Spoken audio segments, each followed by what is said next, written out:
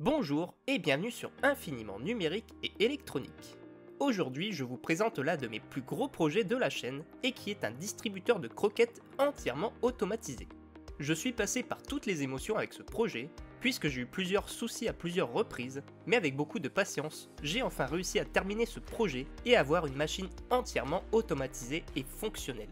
Je vais détailler toutes les étapes du projet, de sa création sur Fusion 360 jusqu'au code Arduino que j'y ai intégré. On est donc parti pour ce projet. Le but de mon distributeur est de fournir environ 80 grammes de croquettes quotidiennement. Étant donné que mon chien ne finit pas forcément sa gamelle de croquettes tous les jours, je dois intégrer un capteur de masse pour savoir la quantité de croquettes que la machine doit fournir pour compléter la masse restante et atteindre les 80 grammes. J'ai réalisé le modèle sur Fusion 360 et je vous explique de quoi se compose la machine.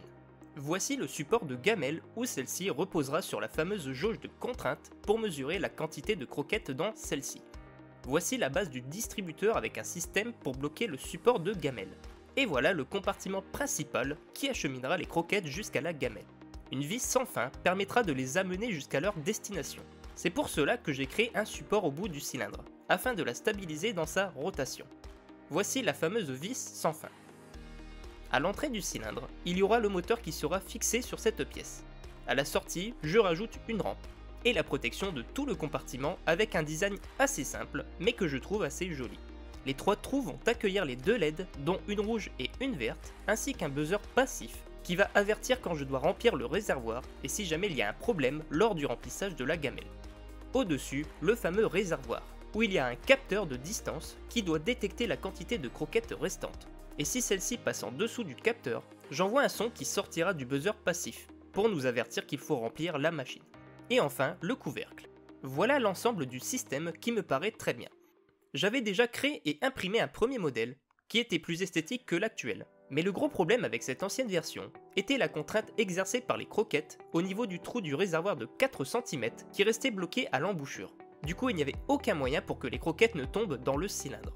D'autant plus que le fait que celui-ci était à l'horizontale crée beaucoup plus de contraintes mécaniques vu la faible puissance du moteur. C'est pourquoi j'ai revu la machine dans son entièreté et j'ai opté pour un cylindre penché où la gravité aidera les croquettes à tomber afin de créer moins de contraintes sur le moteur. Et j'ai agrandi la taille du trou pour un diamètre de 10 cm au lieu de 4, ce qui fait que je n'ai plus aucun blocage à l'embouchure du réservoir. Voici toutes les pièces une fois celles-ci imprimées. La présentation étant ainsi faite, passons à l'assemblage des pièces qui doivent être fixées ensemble. J'utilise de la colle chaude pour les assembler. La colle chaude adhère hyper bien sur le plastique, du coup je n'aurai aucun problème de décollement quelconque. La partie du réservoir sera stabilisée par deux tiges métalliques. Je colle la rampe à son emplacement. Et voilà l'ensemble complet. La machine est tellement grande que je n'arrive même pas à la faire entrer dans le cadre de la caméra. Deux vis maintiendront la base avec sa carcasse, pour plus de stabilité. Voici le capteur de masse, qui est fixé dans son emplacement, et j'ai imprimé un petit plateau où la gamelle reposera dessus pour plus de stabilité et pour répartir la masse. Je fixe le moteur sur sa pièce. Il s'agit d'un moteur pas à pas, qui est livré dans les kits Arduino. Je n'ai plus qu'à fixer l'ensemble à l'entrée du cylindre. Étant donné que le plateau qui est censé accueillir la gamelle est un peu trop bas, je colle des pastilles en mousse qui combleront l'espace manquant. Cela va aussi créer un peu d'adhésion avec le fond de la gamelle pour éviter qu'elle ne glisse trop sur le plastique. Passons maintenant à la partie électronique. Voici le schéma du circuit. Le capteur de masse que j'utilise n'était pas disponible dans le logiciel. Du coup, je l'ai remplacé par celui-ci, où j'ai recréé des branchements similaires aux miens. Concernant ce dernier, je vous renvoie vers ma dernière vidéo où j'explique comment s'en servir. Du coup, je m'attarderai seulement sur le fonctionnement du capteur et je passe toute la partie calibration. On va déjà faire un premier test sur la distribution des croquettes, en faisant tourner le moteur.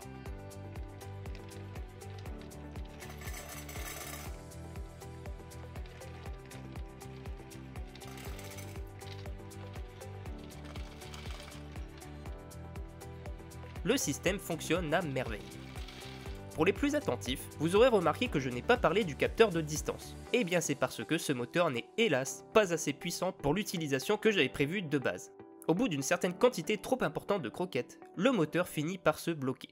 J'ai dû revoir mon code Arduino pour la fonction de remplissage, car je n'aurai pas besoin du réservoir pour la machine finale, ce qui est bien dommage. Mais même sans le réservoir, vous allez voir qu'on va quand même réussir à faire une machine bel et bien fonctionnelle. Et oui, on s'adapte en toutes circonstances sur cette chaîne YouTube. C'est vrai que j'aurais peut-être pu intégrer un autre moteur plus puissant, mais étant donné que mes dimensions étaient prévues pour ce moteur, je vais le garder et m'adapter en fonction de celui-ci.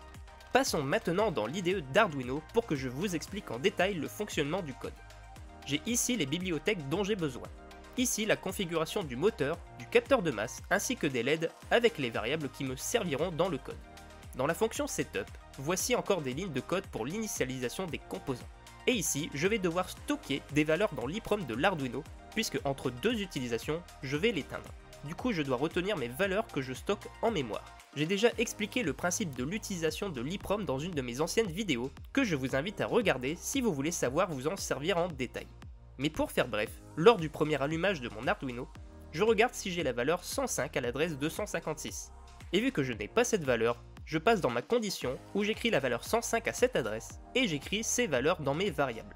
Lors des redémarrages suivants, comme j'ai la valeur 105 inscrite dans l'EEPROM, je passe dans les conditions suivantes où je récupère désormais mes valeurs que je stockerai dans la suite du code. La partie initialisation étant faite, on passe au vif du sujet. Voici comment je vais procéder. Je compte utiliser 2 fois l'Arduino dans la journée. Une fois le matin à 10 h pour le remplissage de la gamelle et au soir à 20 h pour celui du réservoir, et l'activation se fera pendant 1 minute de fonctionnement.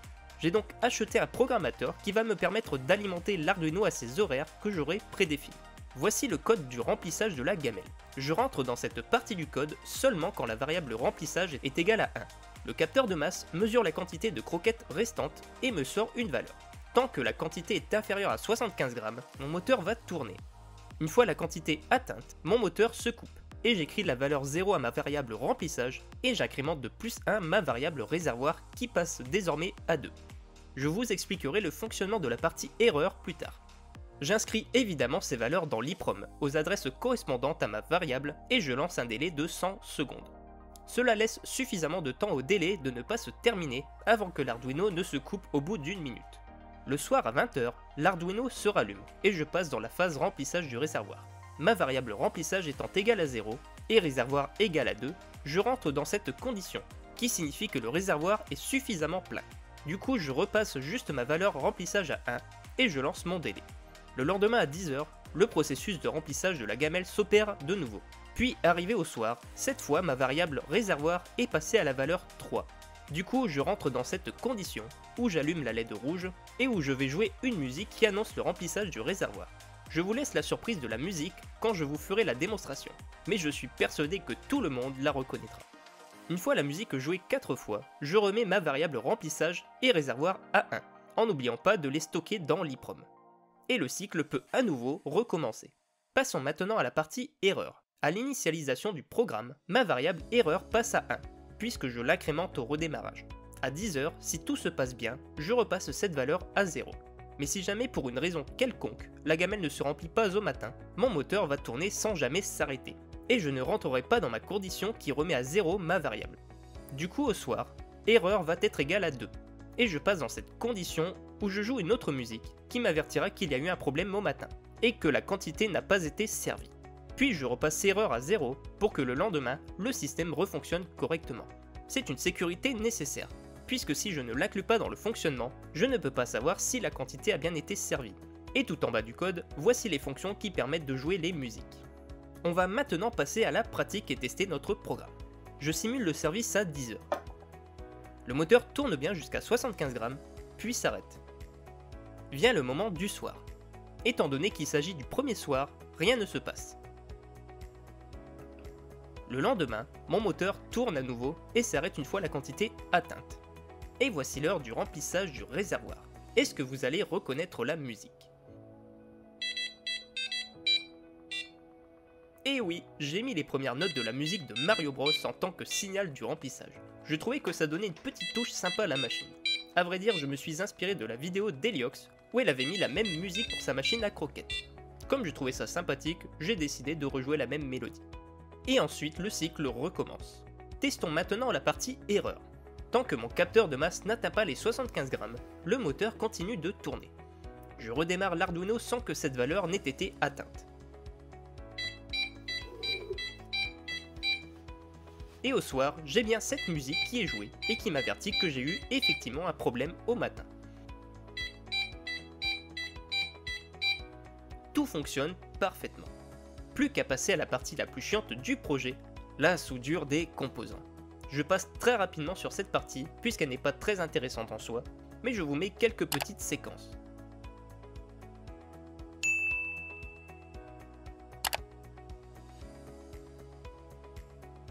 Une fois cette partie terminée, je peux assembler ma machine.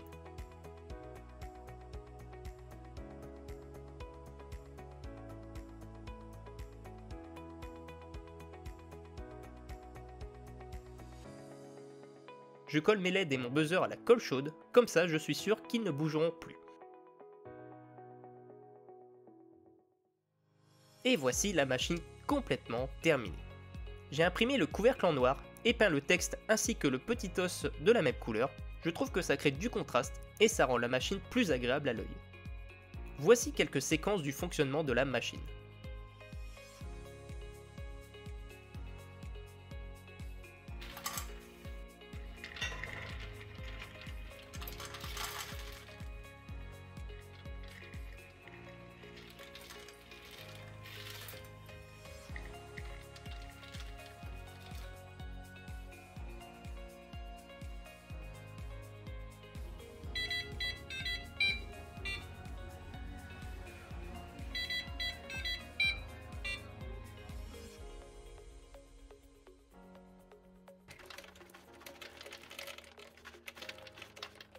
Et voilà, un distributeur entièrement automatisé.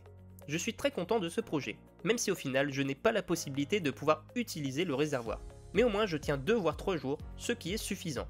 Mais le principal est que je n'ai plus besoin de penser par moi-même de devoir remplir la gamelle, puisque la machine se contente de le faire à ma place. Voilà qui se termine cette vidéo avec sûrement le projet le plus ambitieux de ma chaîne. Même si tout ne s'est pas déroulé comme prévu, j'ai appris beaucoup de choses en réalisant cette machine. Et cela m'a permis d'en apprendre plus sur la partie conception mécanique d'une machine, où il faut effectivement anticiper beaucoup de facteurs à l'avance. Sur ce, je vous donne rendez-vous dans une prochaine vidéo sur infiniment numérique et électronique.